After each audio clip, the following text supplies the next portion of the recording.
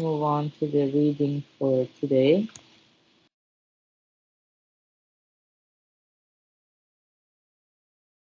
which is on page 114.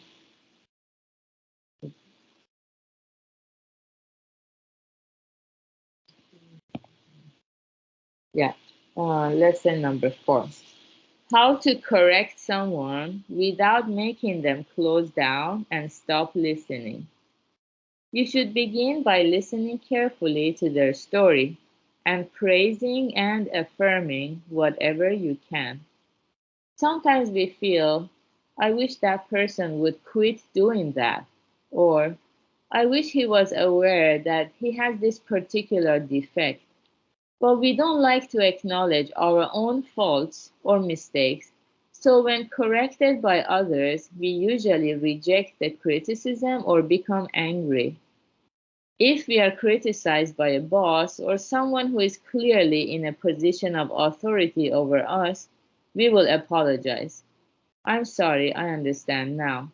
Yet in our hearts, we feel resentment and resistance, telling ourselves, he doesn't understand what the situation was. He's so narrow and inflexible. It's very difficult to criticize someone else. If you do it badly, your relationship will suffer. For this reason, we tend to try to avoid offering criticisms. Yet, there are times when, for the sake of the other person, we feel, I've got to tell him this, or I need to make him understand this point.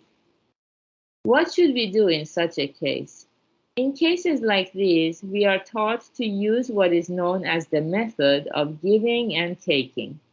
Here, giving means listening to what the other person has to say and acknowledging and praising their efforts and strong points. Taking means making them aware of their defects and mistakes which they do not want to admit.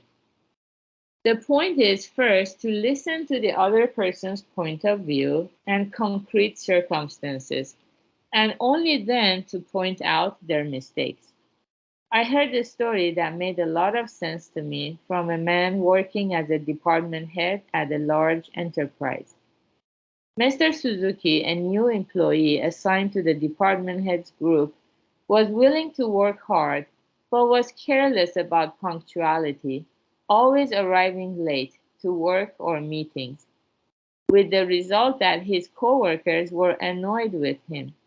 No matter how often he was warned, he just made excuses and showed no sign of changing his ways.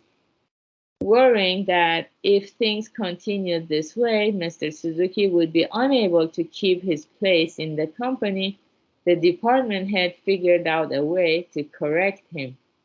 You always seem cheerful with a smile for everyone. That's great, Mr. Suzuki. Everyone's impressed with your good spirit. Do you make a special effort to do that? I like being in contact with people, so I do my best to please those I meet, replied Mr. Suzuki. This was an aspect of his personality that the department head had not been aware of. He praised highly Mr. Suzuki's efforts in that direction and only then added, you're a fine young man, Mr. Suzuki. That's what everyone says. But someone pointed out his tardiness is his only flaw. If he would just make an effort to be on time for things, he'd be a perfect colleague. And you do tend to be late for things. Is there some reason for that? Mr. Suzuki answered, I'm sorry, I know that's true.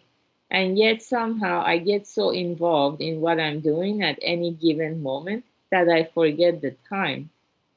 Being involved in what you're doing is a very good thing, but if you're habitually late, you inconvenience others. Isn't there something you could do to improve in that area? Like setting your cell phone alarm and making a point of getting to the meeting room 10 minutes early or something? Grateful for the helpful advice of the department head, Mr. Suzuki followed it and reduced his tardiness to almost zero. When we want to let someone know something that is hard to say directly, as for example, when we want him to correct his weak points, if we bring that up all of a sudden, the other person will react by closing down completely. Instead of doing that, it's important to begin by listening carefully to the other person's explanation and by acknowledging and praising his good points. Only then move on to the problem points. Yeah, this is a very profound story that I feel so grateful to have access to this book and learn these stories. I certainly never learned about this principle in schools, college, university, or even from my own family. So, yeah, it's such a blessing when we are able to learn Buddhism and understand the nature of human mind or human condition so that we know if we criticize someone directly, they're most likely to close down and stop listening. So instead, we need to be fair, obviously. Yeah, if we don't stop and recognize their good points because we're so busy or mindless, so it's not fair to just focus on their shortcomings. So that's why in Buddhism we make so much effort to deepen our ties as Sangha members, community members. And then as we go forward, we need to be very open minded to constantly strive to correct our faults and flaws. And we all have them because we're not perfect. So, good job, everyone, for being here. Joining this meditation session itself is reflecting a lot about ourselves. And yeah, tomorrow we're gonna have Honko event, the convention, online convention to celebrate the life of Master Shinran from 5:30 p.m. to midnight. It's by invitation only. And yeah, if you are in Sangha member, contact me if you want to join us. And have a beautiful Thursday today. Goodbye.